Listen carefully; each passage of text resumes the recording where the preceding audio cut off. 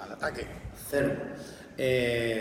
Bienvenidos a esta especie de charla, reivindicación sobre las viejas novelas de vaqueros. Un género, como digo yo, un alarde de chulería, incluso de prepotencia, despreciado y trascendental. Vamos a intentar, a ver, lo de despreciado está claro, lo de trascendental intentaremos darle sentido a lo largo de esta charla. Primero vamos a presentarnos. Yo soy Manuel López Poy y estoy aquí porque he tenido la osadía de escribir este libro emulando a los viejos maestros de las novelas de vaqueros, de los bolsilibros que se llaman ahora, novelas de aduro que se llamaban antes. Y mi compañero, pues...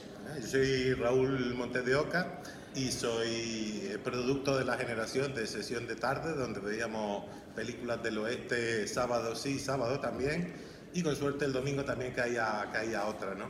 Entonces, pues bueno, reconozco que eso en una época de mi vida me llegó a saturar, el oeste me llegó a saturar, pero luego volví al redil, aunque he vuelto por unos senderos un poco extraños, pero ya eso ya iremos más tarde. Primero... Luego lo explicaremos. Yo soy la línea clásica, también soy un poquito ya de edad más provecta, o sea, más viejo. Yo, como ven, estoy en la flor de la juventud. Está en la flor de la juventud, a mi lado, ese tío. Yo creo que ha pillado la colaboración para ponerse al lado de alguien más mayor. Bueno, en fin, yo soy de esa generación para la que como decía muy bien, yo también soy de Sesión de Tarde, pero yo soy todavía de la generación que de pequeño todavía no tenía tele en casa, había que ir a verla al bar de al lado. Y el oeste era una cosa, pues eso, el lejano y magnífico y tremebundo oeste, el salvaje oeste, era un territorio de aventuras, un territorio donde podía pasar casi de todo, casi cualquier cosa. Y bueno, era eso, era nuestra forma de soñar y salir del asunto. Producía efectos, en mí produjo efectos, lo vais a ver ahora, letales. O sea, ese era yo a la edad de 8 años. Y entonces, claro, yo me quedé completamente absorto, atrapado por el fantasma del oeste. Lo que más me fascina de estas fotos es saber de dónde sacó mi padre esas botas en aquellos años que no existían unas botas vaqueras en este país ni antiguos. Pero bueno, entonces, para acercarte al oeste tenías varias formas. Los juguetes, aquellos viejos de Comansi, yo no era de los que quería tener un escalestre. Yo quería tener el oeste completo de Comansi, tampoco lo tuve nunca, igual que los que querían el escalestre no lo tuvieron, yo tampoco. Luego estaban los tebeos, yo tampoco era de hazañas bélicas, era de hazañas del oeste. Luego estaban las series de televisión, que habitualmente eran bastante moñas. Luego descubrimos, por ejemplo, Bonanza era la mayor expresión de la moñez. Luego ya de mayores descubrimos que eran en color. Nosotros de pequeños creíamos que el oeste era en blanco y negro, pero no, creíamos que era como España, que era en blanco y negro. Entonces, luego el cine era la otra gran puerta de asomarse, pero en realidad, sobre todo para los adultos de mi generación y posteriores, el oeste, el salvaje oeste, se descubría, se ocultaba, se almacenaba en las famosas novelas de vaqueros. Esas novelas de vaqueros que tenían una versión, digamos, entre comillas, culta, de grandes autores, que eran pues el señor Karl May, que era un alemán que se trasladó a Estados Unidos, que escribió grandes clásicos del género.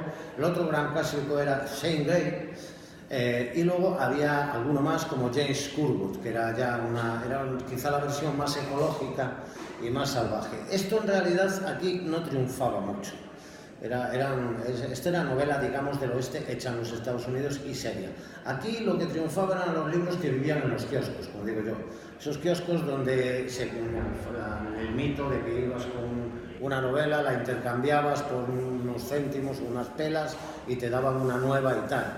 Y allí vivían pues unos señores, unas novelas de unos señores que, a pesar de sus nombres rimbombantes anglosajones, eran de aquí. Y esto es a los que hemos elegido 5, a los que a través de ellos les voy a hacer un pequeño homenaje. De hecho, casi es una continuación con el caballero que acaba de estar aquí, con el señor Gibbs. O sea, él era la historia viva y yo soy esa generación que se alimentó del caballero que acaba de estar aquí. Esos señores, empezamos por, el primero era Clark Carrados. Clark Carrados se llamaba en realidad Luis García Lecha. Era un señor nacido en Haro, en La Rioja, en 1919. Era este caballero. Esta gente casi no tuvo rostro durante años. O sea, yo he tenido que buscar los rostros de esta gente y son difíciles de encontrar en la red, no están ahí al alcance de la mano. Bueno, pues escribió La friolera de 2000 novelas. Oeste, ciencia ficción. Esta gente, bueno, como acabáis de ver, escribía un poco lo que yo llamo un variado. Tocaban todos los palos, terror, romántica, etcétera, etcétera, etcétera. Bueno, este señor, 2000 novelas, son muchas, y firmaba también como Casey Mendoza, Corbon Casella, Glenn Parris o Elmer Evans. Hizo también guiones para la serie de TVOs Hazañas Bélicas, mítica, y para la serie de novelas que se hicieron sobre Bonanza, esas cerimonias que os decía antes.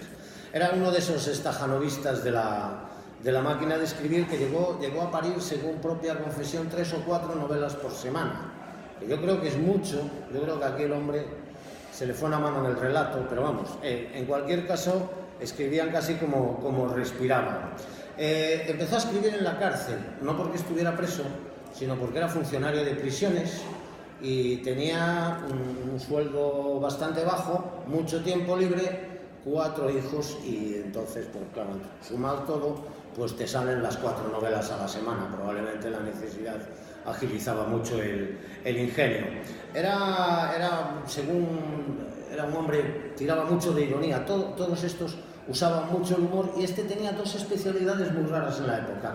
En sus novelas había mucha xenofobia, sobre todo en las de extraterrestres. La xenofobia de los extraterrestres con los terrestres era muy agudizada, y luego pues mucha corrupción, que era una cosa que aquí no había. Aquí en España no había corrupción ninguna. Entre 1940 y 1976 no hubo nunca corrupción.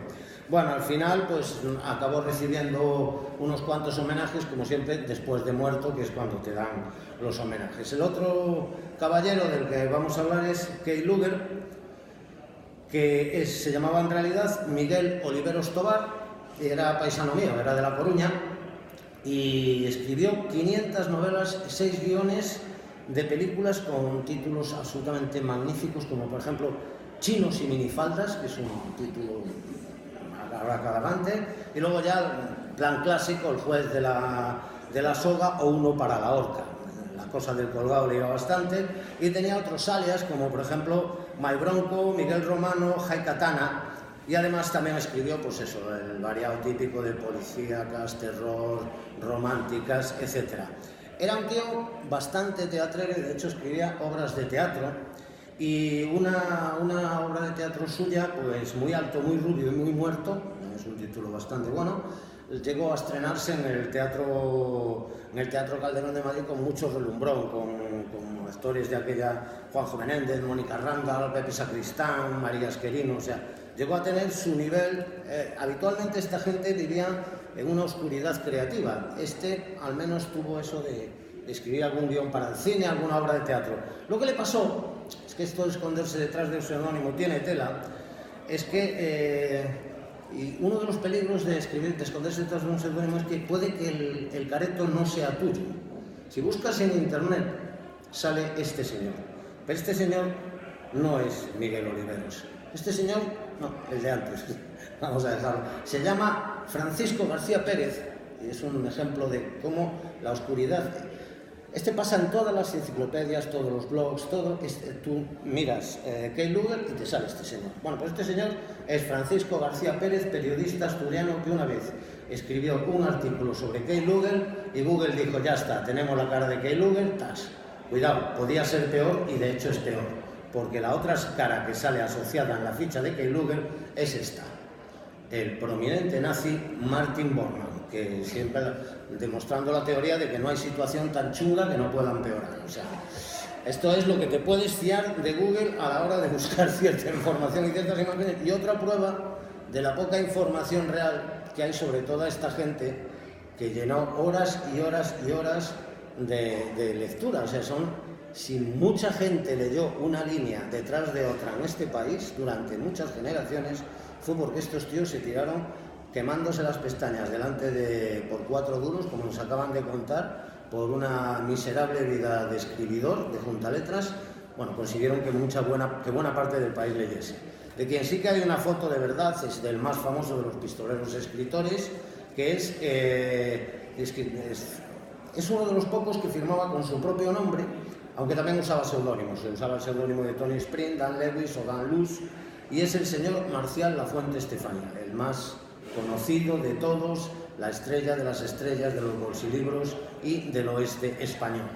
Fue autor de nada más y nada menos que 2.600 novelas exclusivamente del oeste, aparte de contar las de extraterrestres, de terror, bueno, el variado típico. A él le gustaba ejercer de escritor, como se demuestra en la foto. Lo que pasa es que, para entender bien su caudal de producción, en la foto debería haber más gente. En la foto deberían estar concretamente sus hijos Francisco y Federico y su nieto Antonio, porque el bueno de don Marcial lo que tenía era montar un taller clandestino, lo que hoy sería un taller clandestino de escritura familiar. Tenía de negros a sus propios hijos y a su nieto, y probablemente se dice también que a su mujer, que usaba su apellido María Luisa Beorlegui y Cecilia Di la Luce para firmar las novelas románticas. O sea, tenía montada en casa una superproducción. Don Marcial nació allá por 1902, se hizo ingeniero, viajó a los Estados Unidos, allí conoció los escenarios reales, que luego retrató 1.000.000 de veces en las novelas, y al volver, pues cosas de la guerra, se convirtió en oficial de artillería del ejército republicano. Al acabar, se le ocurrió la brillante idea de, en lugar de salir, de largarse y salvar el pellejo, se quedó aquí para que lo metieran en la cárcel, que fue lo que pasó. Y en la cárcel, pues empezó a escribir usando, según cuenta él mismo, el papel que encontraba en el retrete.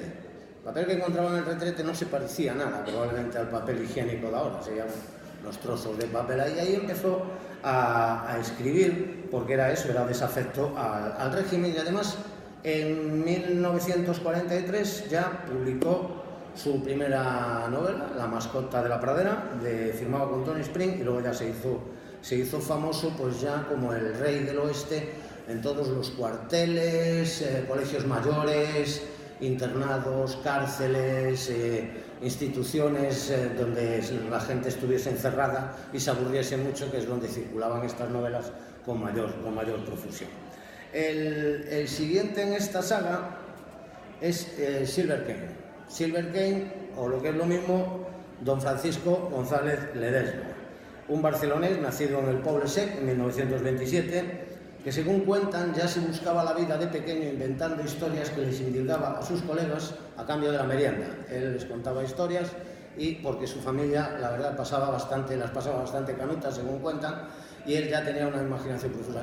Silver Kane o González Ledesma es la prueba de que detrás de toda esta gente se escondían grandes autores, y de hecho él pudo reivindicarse a sí mismo en vida, no como la mayoría que le reivindicamos ahora, que ya están criando malvas desde hace años.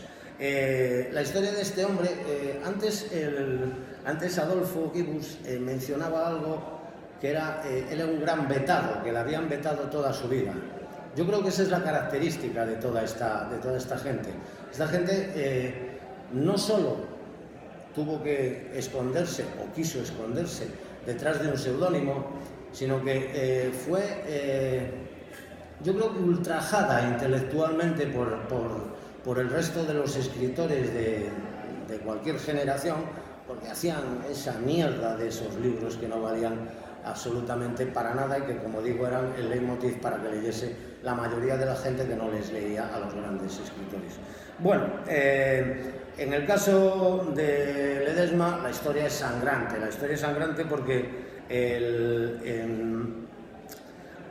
ganó un premio a los 21 años, ganó un premio internacional de novela que convocaba al señor Josep Janés, creador luego de la editorial Plaza de Janés, pero la censura dijo que eso no se publicaba porque, por lo visto, Ledesma era literalmente rojo y pornógrafo, que eran las dos cosas peores que te podían llamar en el franquismo. Bueno, eso y masón, que yo creo que no se lo llamaron, pues se lo olvidó al censor aquel día, que también podía haberle acusado de eso. La cosa estaba que se quedaron tan anchos, la novela se quedó en un cajón y él tuvo que dedicarse a escribir para Editorial Bruguera, desde guiones de tebeos a partir de 1952 se convirtió en Silver King, también se convirtió en abogado, se convirtió en periodista, tuvo una fructífera carrera y escribió más de 1000 novelas que llegaron en ocasiones, según cuenta él también, a ser una por semana.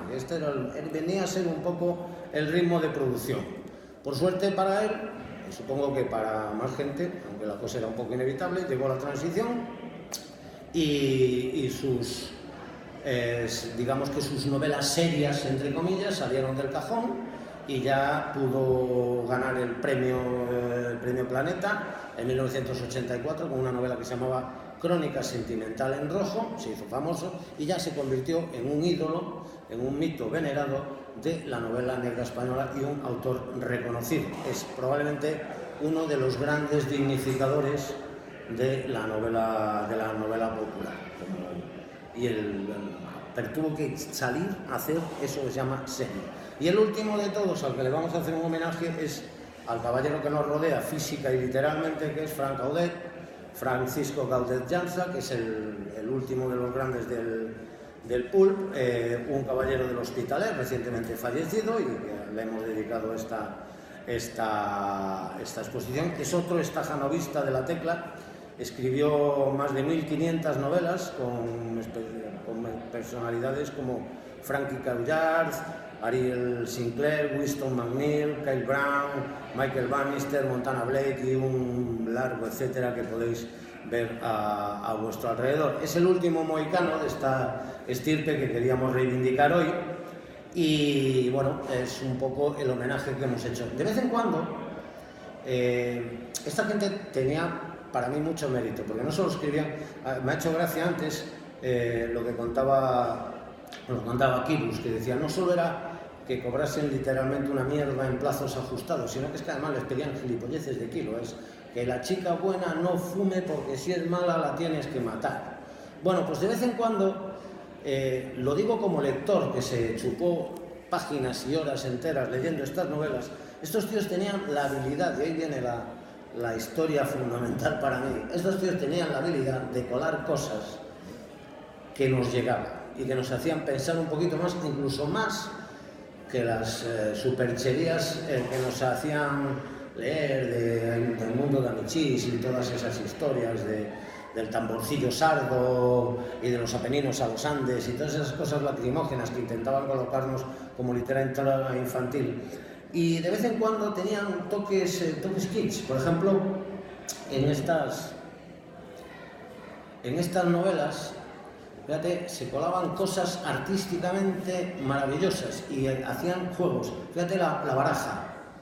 Nunca un vaquero jugó con un aso con los palos de la baraja española. Bueno, hacían estas cosas y quiero aprovechar esto también porque, aunque estamos hablando de la literatura, otros que eran unas bestias pardas en su género eran los dibujantes.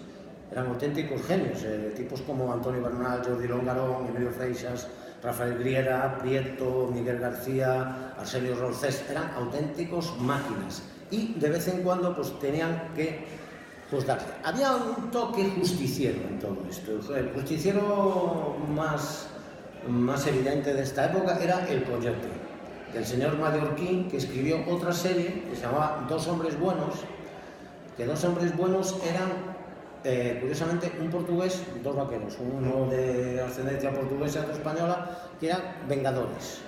No vengadores un poco chungos, pero digamos que eran los buenos. Era ese tipo de bueno que a veces era más malo que bueno, pero así nos lo vendían. Y era el justiciero, que se enfrentaba a la autoridad. Enfrentarse a la autoridad ahora puede parecer una absoluta gilipollez, pero entonces es que era impensable. Sencillamente tú ibas por la calle y venía un señor con un uniforme azul, que era un municipal, y decía, ¿tú qué haces por la calle? Que no estás en el colegio. O te lo decía un vecino, que había autoridad, era cualquiera. Y tú ibas como un reloj para donde te decían. Bueno, todas estas historias pasaban en estas novelas.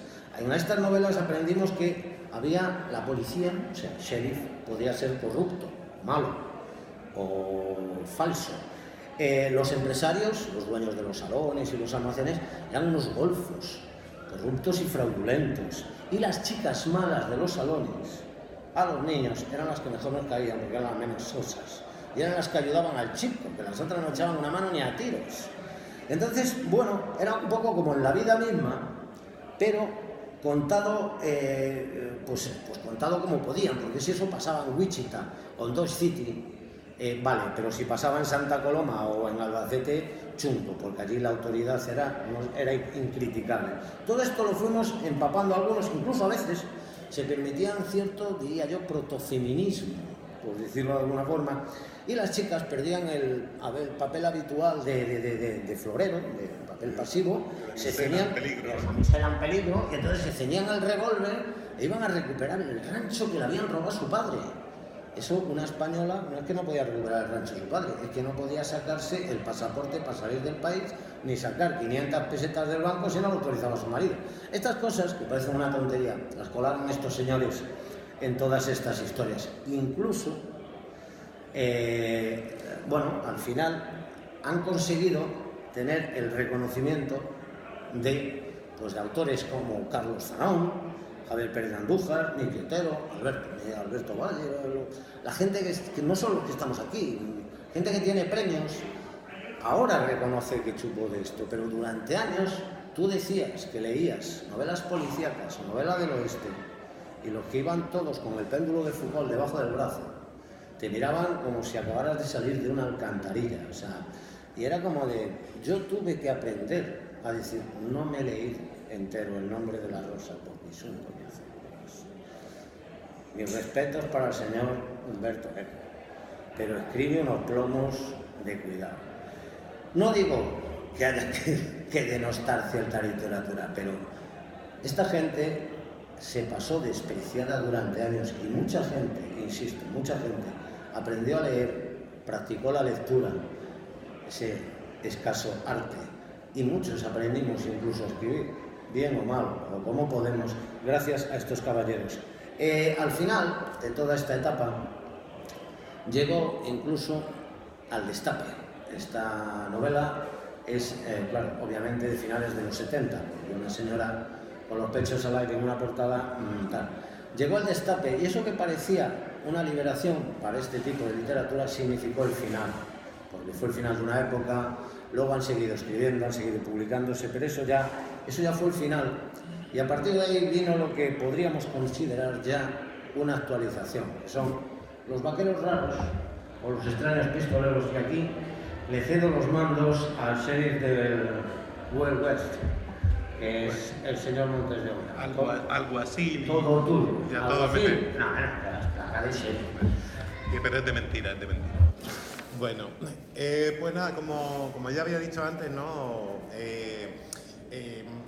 Mi generación mamó mucho cine del oeste, pero mucho, vamos, exageradamente, ¿no? Y bueno, eso pues quieras que no, pues te marca, ¿no? Ese tipo de historias, pero sí es verdad que llegó un momento, aunque hubo una reinvención o una renovación con Sin Perdón, con esta nueva hornada de Clint Eastwood, Silverado y alguna peli más, el western volvió a coger algo de lustre, porque yo creo que durante mucho tiempo estuvo deslucido, ¿no? Yo creo que un poco por el exceso que sufrimos. Y bueno, como el propio género estaba, digamos, no agotado, pero tenía que evolucionar, porque las modas cambian, los gustos de los lectores son otros, había que buscar otro tipo de salida, ¿no? Y una de las opciones que hizo evolucionar al western tradicional fue lo que se llama el Wild Western, que en español vendría a ser el extraño oeste. ¿Qué viene a hacer esto en definitiva? Pues no es más que mezclar género. Así algo más moderno que les pueda servir de referencia.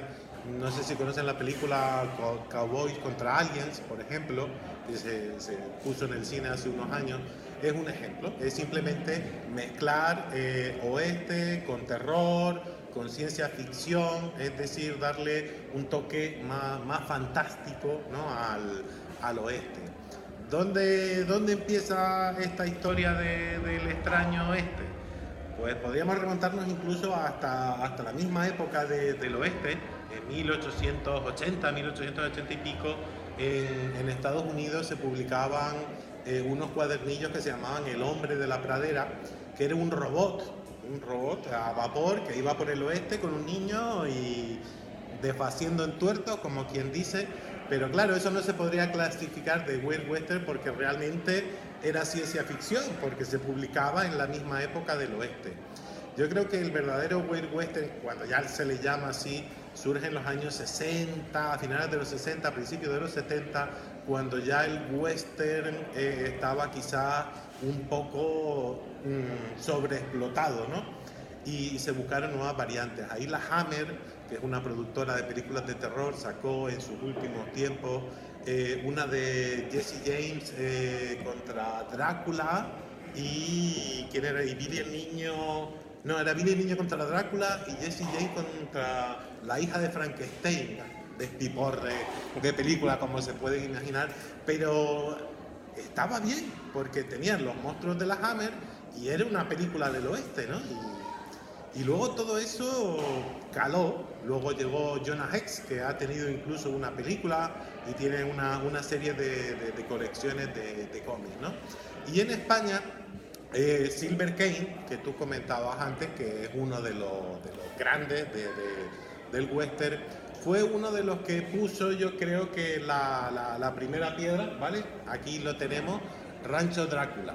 Que alguien como Silver Kane escribiese una novela Wild West dignifica ya al género, ¿no? Es decir, esto no es solo una cosa de cuatro locos, sino que uno de los grandes. Bueno, Curtis Garland, creo que por ahí lo tenemos, no sé si será la siguiente.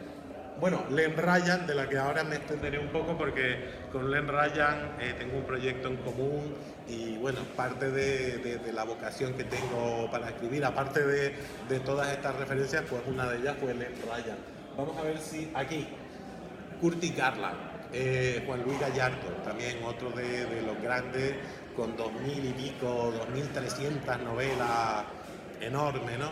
Bueno, pues en este libro que se reeditó hace poco por Alberto López Aroca, hay 7 historias donde mezclan oeste con terror, fundamentalmente, ¿no? Entonces, pues bueno, esto es un género chico. Si el western ya es minoritario, nosotros somos como los parias del western, ¿no? Somos ya lo peor de lo peor, ¿no? Pero bueno, ahí estamos tratando de darle un nuevo enfoque, ¿no?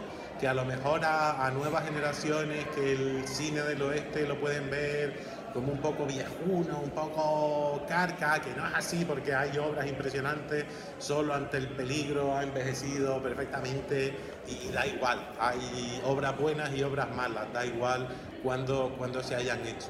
Pero bueno, en esa evolución, si no te importa, podemos volver atrás a la de Len Ryan. Okay.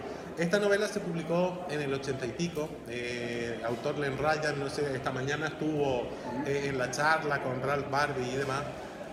Y la verdad que fue una de estas cosas que, como tú comentabas antes, que Len Ryan le coló a Bruguera. O sea, Bruguera en el oeste quería novelas del oeste. Y Len Ryan, ni corto ni perezoso, les manda una novela donde Drácula aparece en el oeste y salía allí, ya se pueden imaginar, ¿no? La de San Quintín. Y se la coló un poco y no sé si el que controlaba la novela no la miró, había prisa y la publicaron. Se convirtió en una cosa de culto rarísima que lógicamente no le dejaron volver a hacer más. Y luego, mucho tiempo después, yo pude leer esta novela y volvemos atrás, que creo que estaba más atrás. A ver, aquí. Y fue el germen de esta colección donde yo también participo con algunas novelas. Estas novelas lo que hemos hecho es continuar, coger esa novela Cazadores de Vampiros que hizo Len Ryan en el 82, 83 y extenderlo, hacer un universo. Hay 7 o 8 autores que estamos escribiendo novelas ubicadas en ese universo, ¿no? Que creó Len Ryan, donde tenemos ahí vampiros, demonios, hombres lobos, un surtido de todas las monstruosidades habidas y por haber que recogen el testigo. De hecho, usamos el formato, la misma extensión, la publicación ya no es la misma, porque lógicamente los formatos han cambiado, pero vamos, el estilo y todo esto bebe muchísimo de estas novelas que comentaba, de Silver Kane, de Curtis Garland y de Lem Ryan. Entonces hemos querido dar un homenaje. Vamos por el 4º volumen ya, el 5º está terminándose, o sea que dentro de poco irá a maquetación, y bueno, poquito a poco vamos haciendo nuestro pequeño homenaje al género, que no deja de ser western, porque en el fondo las historias, hay buenos, hay malos, solo que esta vez el malo pues es el dueño de la mina, pero es que resulta que el dueño de la mina tiene tratos con demonios y tiene un servidor demoníaco, pero no deja de ser western, ¿no? Con ese añadido, ¿no? de un poco de ciencia ficción y de fantasía, que creo que puede ampliar un poco el sector de gente que lee estas novelas, porque es verdad que los de nuestra generación sí, pero ya hoy en día lo del tema de las novelas del oeste ha caído en desuso, aunque afortunadamente tenemos gente aquí como Manuel, que sigue manteniendo viva la llama, porque es eso, es un género que especialmente para España es importantísimo. Yo recuerdo a mis tíos, a mi suegro, que se iban a trabajar y se llevaban su fiambrera con su sándwich y su novelita del oeste, para que mientras almorzaban se leían su novelita del oeste. Y ellos no tenían demasiadas inquietudes literarias y demás, pero eso sí, y además se las compraban y les intercambiaban, y eso hizo que toda una generación no solo aprendiera a leer, sino, como dijo Manuel también, que descubrieras que había un mundo más allá de lo que tenías. Y eso en la época de la dictadura, que yo viví muy someramente, porque viví muy pocos años bajo la dictadura, pero sí que he visto, ¿no?, cómo ha quedado marcada la gente de generaciones anteriores, y esto nos despertaba esas ansias de descubrir cosas nuevas. Hoy en día es un pelín más complicado porque lo tenemos todo al alcance de la mano. En nuestro móvil tenemos entretenimiento para aburrir sin tener que molestarnos en exceso, pero bueno, queremos dar más opciones para que esto por lo menos se siga manteniendo. Y si bien seguimos siendo minoritarios, creo que poquito a poco también vamos creciendo. La cosa va lenta, vamos lentos, pero seguro. No sé si quedaba por aquí alguna otra cosilla. Ah, vale, sí. ¿No? Vuelve hacia atrás a lo del serif, porque este es interesante. Uno más atrás, por favor. A ver, no, el otro. ¿Dónde está? Aquí. Ahí está. Esto es algo interesante, porque estas novelas se publicaron en 1900... No, ahora no me acuerdo, si en 1929 o en 1932. Estamos hablando que el Wild Western se generó como tal en Estados Unidos a finales de los años 60. Bueno, pues esta serie de novelas son españolas. Se publicaban en España, ya les digo, sobre los años 30. Y eran las aventuras de un sheriff que se llamaba Arizona Jim.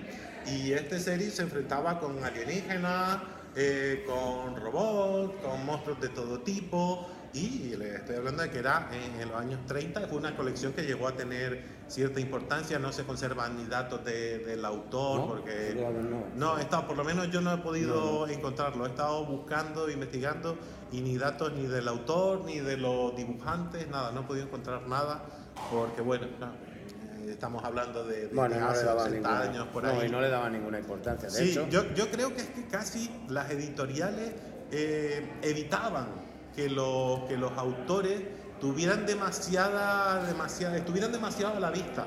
Porque fíjate que, por ejemplo, con Cazadores de Vampiros, la Bruguera no les dejaba a los autores hacer sagas. Fíjate que hay muy poquísimas sagas, quitando a Mallorquí, hay muy poquísimas sagas, es decir, hay muy pocos personajes que tuvieran varias novelas. Eso lo hacía Bruguera, sobre todo porque no quería que el personaje se hiciera famoso y el público empezara a pedir novelas de ese personaje. Ellos querían tener el control de lo que escribían los autores. Entonces, pues claro, no le daban tampoco esa excesiva publicidad para tenerlo siempre controlado, ¿no? Lamentablemente. Pero bueno, a algunos, como Manuel decía antes, se las apañaba para romper esas reglas y de vez en cuando colaba alguna cosita que se salía de los cánones, y son las que hoy verdaderamente se han convertido en clásicos como Cazadores de Vampiros o lo que veíamos antes, Monstruos en el Oeste, que bueno, yo les recomiendo que por lo menos le den un intento, porque no es el típico western, pero creo que aprenderán a amar el western también. Es lo que se pretende en definitiva, porque no deja de ser exactamente lo mismo. Es un homenaje a un tipo de cultura, a un tipo de novela, ¿no? Y bueno, yo creo que con esto, a ver si nos quedaba, vamos hacia adelante. No sé si me he dejado algo en el tintero, porque el orden he ido un poco ahí tal y como ha ido. No, ya creo que son ya. Y creo que sí, ya el resto son portadas de las historias que están incluidas en el recopilatorio que les dije antes, de Alberto López Aroca, que está muy bien, ¿no? 7 novelitas que resumen casi lo mejor del género. Y ya les digo, Wild West, que ese hay que comprarlo, y nada, poco más que decir. Muchísimas gracias por aguantarnos este rato. Espero que no haya sido excesivamente aburrido, y por mi parte nada más. Pues por la mía tampoco, o sea, muchas gracias. Gracias a Eva por estar a los mandos por de la asistencia, a vosotros por la atención, y espero que nos veamos en otra historia que gire entre la cultura y la diversión, que me parece un binomio cojonudo para vivir. Buenas tardes y nos vemos en la próxima. Muchas gracias. Muchas gracias.